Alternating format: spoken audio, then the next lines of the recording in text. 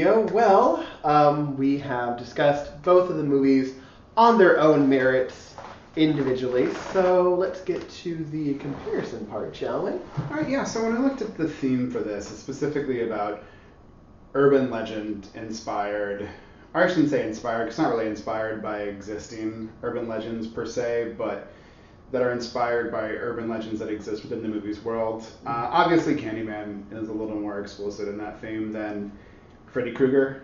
Yeah, they only really mention it in the beginning of the movie. There's a nursery rhyme.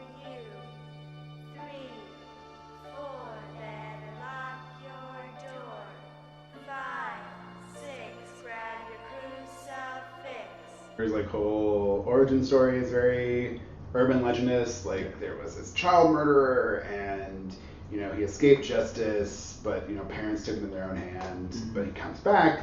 That has a very urban legend type thing. And so, when we're looking to discuss these films related to that theme, you have to think like, what purpose do urban legends serve? And urban legends, as a rule, serve to talk about anxieties that are current in modern life, and and people were upset by like crazy hairdos in the 60s. They had like the wasp that gets in the beehive and stings you, or the guy who wears pants that are so tight and he puts like a cucumber to make him look like he's endowed, and it cuts off his circulation and he dies. Yeah, or like poodle in the microwave. Poodle in the microwave, or the baby in the oven, with marijuana, and they really serve to sort of codify our fears, and both of these movies deal with fears. I would say specifically the fears of white suburban America. I would definitely think so, especially with Nightmare on Elm Street. But if you think about it, the suburban world in the movie is kind of idyllic. It's this beautiful every town. It's children jumping rope and singing. Yeah. And Freddy invades this world and tells you, no, it's not safe. I'm still here. I was here before, and you can't get rid of me. Dreams being this sort of safe space, where nothing can harm you, mm-hmm. I think mirrors that suburban ideal, where it is a dream world. It's utopia, right? Mm-hmm. But utopias don't exist, and I think that's part of what makes that, the idea that your dreams can kill you really intriguing. And of course, Candyman is obviously playing off, again, I would say, on white suburban fears, their idea of what life is like in the city, especially because at the time it was filming, sort of like the crack epidemic and violence was at a pretty much all-time high. Yeah, every time people talk about crime going down, it's always saying like, and we're not looking at like the exact statistics, but usually around like the early 90s was when the gang violence was kind of all-time high, and that's when you do see a lot of films like that deal with like inner city violence, like Boys in the Hood, or if you want to go for another horror movie that takes place in like a urban environment, Tales from the Hood. Which actually does end with like a thing about black on black crime. So I do think there are a lot of fear of the urban youth that was going through Middle America at the time. And especially it's a racist fear, I would say. Mm-hmm. And like moving on to that, so we can talk about setting. What I find really interesting in both is that they take kind of a polar opposite approach to mm-hmm. setting, and yet it still kind of reaches the same end, because obviously, like, Nightmare on Elm Street takes place in Ohio, apparently in Ohio where palm trees are everywhere. I know, right? But it's in any town. It could be anywhere. There's nothing in it that would really tell you where in the country this is set. It's really ambiguous. It could be any place. And on the other hand, Candyman is very much set in Chicago. It lets you know it at all times. I literally don't know how they were able to put the Sears Tower in every shot they filmed. I know, it's crazy. More than that as well. So, just like the town that Nightmare on Elm Street is set in can kind of take upon like any town, USA, and the ways in which the setting is used is like symbols that you automatically understand. The lawns, the giant houses. Mm-hmm. Likewise, Chicago is a symbol that a lot of people, at least in the American context, if you say Chicago, certain things come to mind. Mm-hmm. And it's sort of like, it's a shorthand for describing a lot of fears. Yeah. Speaking of fears, Chicago, segregation, that kind of thing, a big theme of both the films is people not getting justice. Now, in Candyman, the big thing about not getting justice is people are consistently told the police aren't going to come, the police aren't going to help, they're only going to come if this white woman gets involved. I called the police, no one was there. A policeman even says, like, they know we can't protect them. Only reason why we didn't bring him in before because we couldn't find anyone to testify. We can't protect them down at Cabrini Green, and they knew that. So, what happens if you can't get justice? Well, the Candyman can't get justice. He was killed for... Yeah, he's a really tragic He's a truly tragic character. He was, born in a rich family, but originally they were slaves. And he's taught to be up in polite society, but he was never actually part of them because of the color of his skin. No matter how talented or how smart or how educated, no matter how much superficially better, the way if he was white, everyone would be like, oh, you're this super superior person. But because of that one thing, he's, worthless, and him just falling in love with someone is enough for him to get killed and no one will help him. But it's very interesting because he can't get justice, and yet he doesn't seek any kind of revenge against the people who hurt him.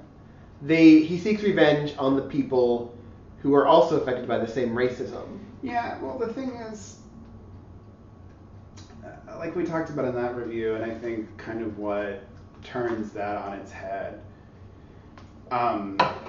is that whenever, there's that scene where it says, Helen, it was always you, and implies that she was always the cause of this destruction. To me, because I think there is that very sort of on the surface idea that's saying about, black on black crime, which is really problematic because all crime is usually intraracial, like when white people commit crime, that's usually against other white people. Yeah. Because we live in a segregated society, so you usually commit crimes where you live, and so that's usually against people who look like you. But anyway, that's neither here nor there. I think eventually, like, the movie kind of turns that idea on its head because there is that, but what is Candyman a creation of? Is it a creation of the black community? No, Candyman is a creation of white racism towards black people. Totally. I mean, I wouldn't take that literally, like she was the one who caused it, but I do see how it could be metaphorical. Like, this is racism. This is racism from white people. And it kind of shows, like I said, like in the Candyman review, I said, well, she's a tourist there. I mean, I think probably the most telling shot of that scene is after the first time she and Bernadette goes to the Cabrini Green projects. Like, there's a cut. She's in Cabrini Green, and then cut to this super snooty, really rich restaurant where the guy is explaining Candyman, and he's this person who would never go to Cabrini Green. He is so attached from it, and you kind of get this feeling that to these people, maybe not Helen as much, because she does become like attached to Anne-Marie and her child. These people view the people who live in Cabrini Green not as people, but as subjects, someone that they can study and someone that they can, and even Helen does it to an extent where they say we're gonna place a study but really who for? Like, is this study about Candyman really going to help anyone from Cabrini Green? Who is it going to help besides their academic career? Yeah, and there's that thing, and I think kind of what this movie subverts is, there's this thing where it's like, she can, again with that scene where it's like she's there, but then she's at this nice thing. She can move in and out, but she can choose to leave. Like these bad areas, and not really suffer any consequences, except she does in this case. Like her actions do have consequences, and they have consequences against her. So yeah, I think it's very interesting. And I think it's a very telling point. I think it's a good point. I don't know how conscious the filmmakers were. I feel like it was pretty conscious on their part. I think so too. Because it's too on the nose. Yeah. But up to that point too, as I said before, Nancy, throughout the film, she learns that she can't really trust anyone but herself. And I do think, again, that's a really big part of the Nightmare on Elm Street series as a whole, is you have to be the one who saves yourself more than anything else. And I do think that's why Wes Craven had the film end its way she defeats Freddy. Is saying, like, I take the power.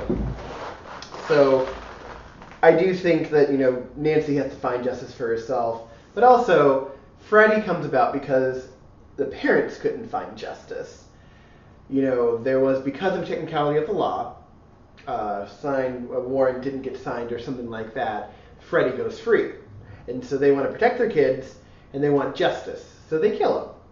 But then it begs the question, is justice the same as revenge?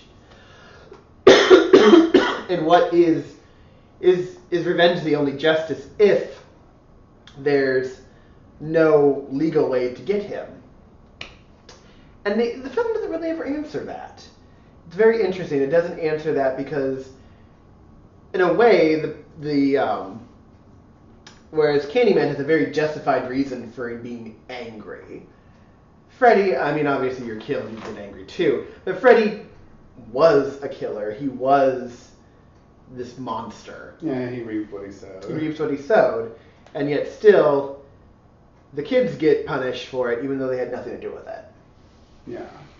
Which is also, I would say, analogous to people of Cabrini Green being punished for the crimes of the white people who killed Candyman. Like, they had nothing to do with it. So I think it's very much the same. But, so. Yeah. I mean, I would say, in the case, moving beyond discussions of theme, just as movies, I would say both of these films are definitely worth checking out. I like it. I feel like films like this, maybe, Nightmare on Elm Street obviously got remade, but I feel like Candyman especially is the type of film that would not be made by a major motion picture studio, because it would not translate well into international markets. Yeah, I mean, I'm sure they probably would remake it, but just make it more of a slasher film. Yeah, which is definitely a shame. But I would not be surprised at this point, honestly. Things they're going to remake. I'm just surprised they haven't made a Manos Hand of Fate remake. Yeah, They'll have James Franco be Torgo. I would pay to see that, actually. I would see that remake. Yeah, so overall, both really good films. Both really good. Like I said in the Candyman review, obviously depends on what you want to do. If you really just want good popcorn flick fun, and there is stuff to digest in the in Nightmare on Elm Street. And I will say, if you want more like non-stop scares, definitely go for Nightmare. Yeah, from the first opening scene is of Freddy, as opposed to 44 minutes before you see Candyman. Other than like his little monologue at the beginning, but you don't see him. Yeah. But if you want something that's gonna make you think, definitely check out Candyman. And if you're not a big fan of horror movies, as long as you don't have a problem with gore, you'll probably like it. But yeah, I would definitely check both of them out. With the Nightmare on Elm Street sequels, I would say go 1 to 4, and then watch New Nightmare and just skip Freddy versus Jason. Because I started Freddy versus Jason, not worth it. I haven't seen the remake, so I can't judge it. Yeah, and apparently we watched the second Candyman, so I I don't even remember it. It was really awful. I would just say stick with the first one. Yeah, just stick with the first one. Candyman, they shouldn't have even tried to make a franchise on it. So. All right, well that is it for our grand reopening of the series. We will see you guys in November, which the theme will be Naughty November. We'll talk about striptease and showgirls. Yep. So have a safe and happy Halloween. Bye. Bye.